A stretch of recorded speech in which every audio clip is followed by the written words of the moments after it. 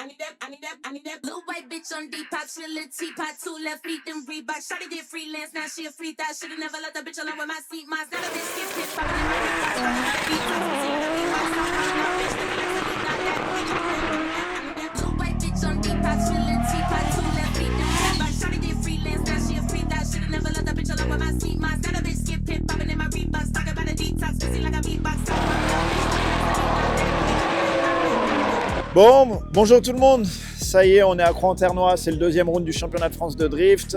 On a eu pas mal de petits soucis déjà ce matin, puisqu'il a fallu commencer à faire des essais avec une météo ultra capricieuse. Au-delà de la météo, puisque j'ai envie de dire ça c'est aussi ça le drift, au-delà de la météo, on a surtout eu un problème mécanique.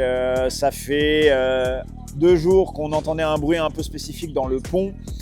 Et j'ai demandé à l'équipe de vérifier ça au garage et en fait finalement on a quand même décidé de partir au championnat dans ces configurations-là. Au final, au bout de 3 passages, le bruit commençait à s'amplifier et finalement ce qui devait arriver arriva. On a le nez de pont, le pignon d'attaque du nez de pont qui a carrément une dent qui s'est totalement arrachée, ce qui fait que ça émettait un tremblement de dingue en permanence. Ça faisait un peu comme si j'avais un cardan qui était cassé complet, alors qu'au final, ouais, c'est ça, le nez de pont, la dent était complètement cassée. Obligé de changer complètement ce pont. Le problème, c'est qu'on avait fait des essais au départ sur simulateur. Et sur simulateur, j'avais mis ce pont-là de manière à pouvoir poser ma 4e vitesse au déclenchement et ne plus du tout toucher à la 4e vitesse, rester tout le tracé en 4 et arriver à l'épingle, reposer la 3e. Tout était nickel, tout était calibré et calculé pour que ça se fasse comme ça, mais finalement,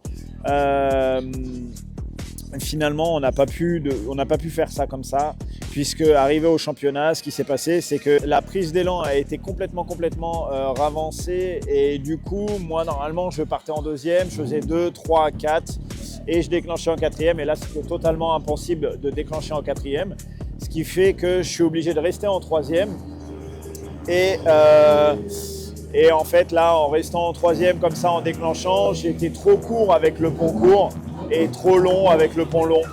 Donc, on a Sylvain Desondé qui part.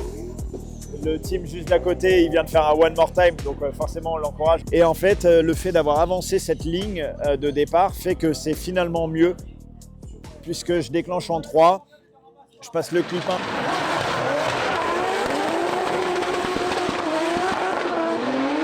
1. Je passe le clip 2.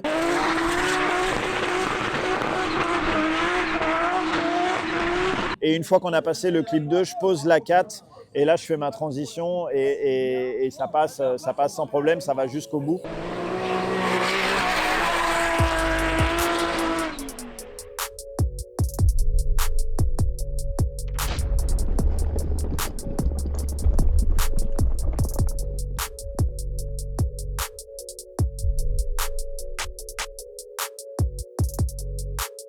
Donc c'est peut-être pas plus mal, c'est un mal pour un bien. On a pu faire au final 6 ou 7 passages d'entraînement ce matin, on en a refait 2 cet après-midi. Ça semble pas trop mal, ça semble assez cohérent en termes de feeling. Maintenant tout va se passer demain, puisque demain on a déjà le tableau du top 32 qui est sorti et je tombe contre Axel François avec sa magnifique Corvette.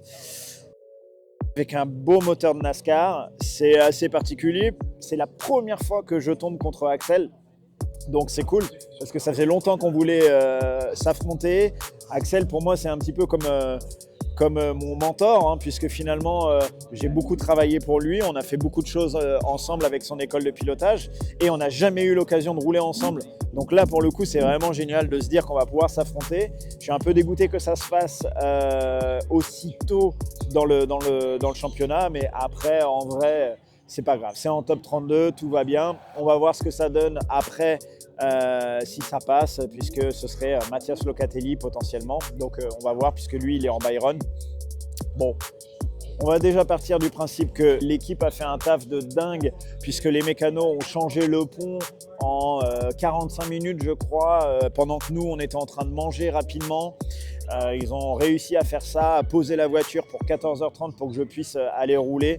Donc déjà un gros big up à l'équipe qui a fait un taf de dingue juste pour pouvoir changer un pont dans des conditions chaotiques, puisque on est à Croix-en-Ternois, mais on a une météo assez capricieuse, vous pouvez le voir, hein, on est en plein mois de juin, j'ai une doudoune, on est complètement détrempé. À un moment donné, il y a dû y avoir une interruption de course carrément parce que c'était vraiment une averse incroyable. Donc voilà, on va aller profiter un petit peu avec tout le monde, regarder le spectacle. Et à 20h, on a le briefing pour les pilotes, pour les battles de demain. Et puis on verra ce que ça donne demain, quoi.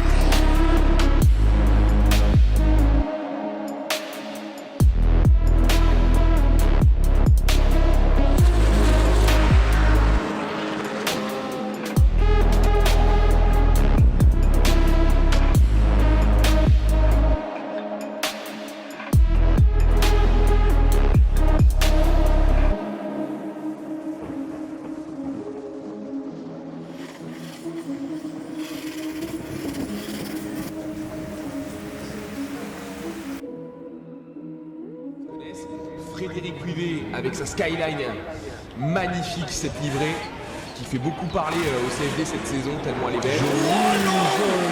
L'angle donné tout de suite par Frédéric Cuivet qui ne laisse clairement pas indifférent. Et regarde, oh non, la reprise de grippe pour Frédéric Cuivet. Axel François lui a continué derrière en tant que suiveur, mais va quand même très au large ici. Allez quand même poursuivre jusqu'au bout, messieurs. On est là, jusqu'à la fin. Qu'est-ce qu'elles sont belles ces deux voitures. Alors, magnifique. Ah, il nous a fait rêver, Bon, bah, c'est jour de course, on est contre Axel. Premier battle, du coup, je suis en leader.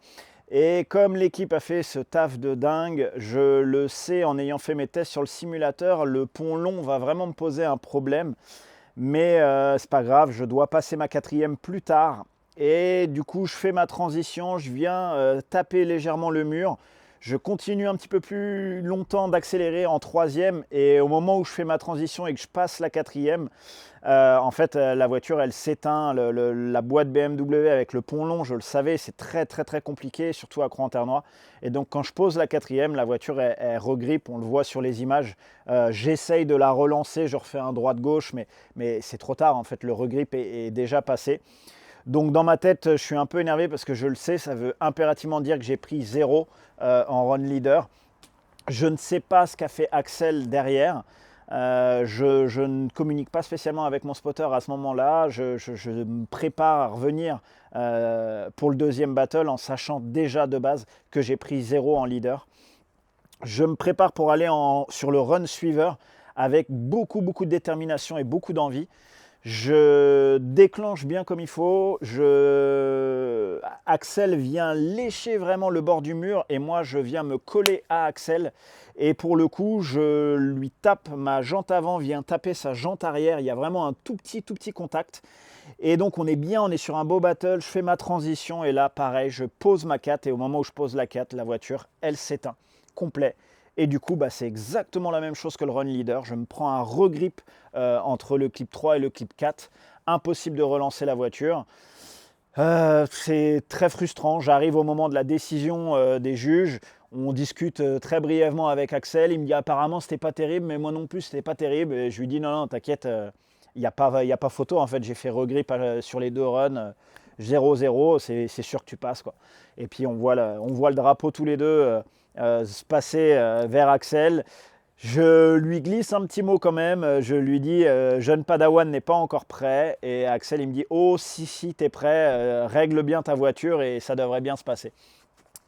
Donc voilà, fin de battle à Croix-en-Ternois contre Axel François. C'est vrai que ça frustre un petit peu de s'arrêter là. Mais bon, c'est le jeu de la course. L'équipe a fait un travail incroyable sur la voiture. Ils ont changé le pont à une vitesse folle. On a eu des conditions météo chaotiques et pourtant ils ont réussi à s'adapter. Donc bon, voilà. C'est comme ça, c'est aussi ça la course. Et puis on reste motivé et prêt pour Val d'Argenton, le round suivant.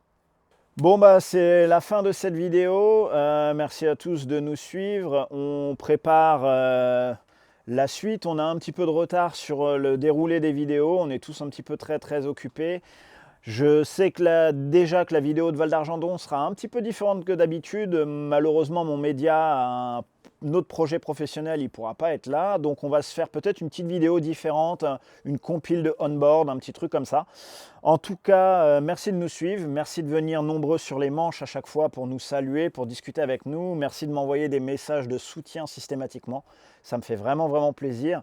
Je le dis à chaque fois, hein, le drift sans public, il n'y a pas de drift en fait. Hein, c'est un sport de spectacle et sans vous, il n'y a pas de spectacle. Donc merci à vous. N'hésitez pas à vous abonner, liker, commenter, mettez la petite cloche pour les prochaines vidéos. J'ai lancé une petite chaîne YouTube. C'est pas mon habitude de faire ça, mais j'essaie de vous faire un maximum de contenu. Donc abonnez-vous, partagez, commentez. J'essaie de répondre à tout le monde. Donc voilà. La suite très bientôt. Val d'Argenton, ça va être cool. Et en plus, après, il y a l'Hobby Osmet. Donc ça va être aussi exceptionnel. Allez, je vous donne rendez-vous bientôt. Merci.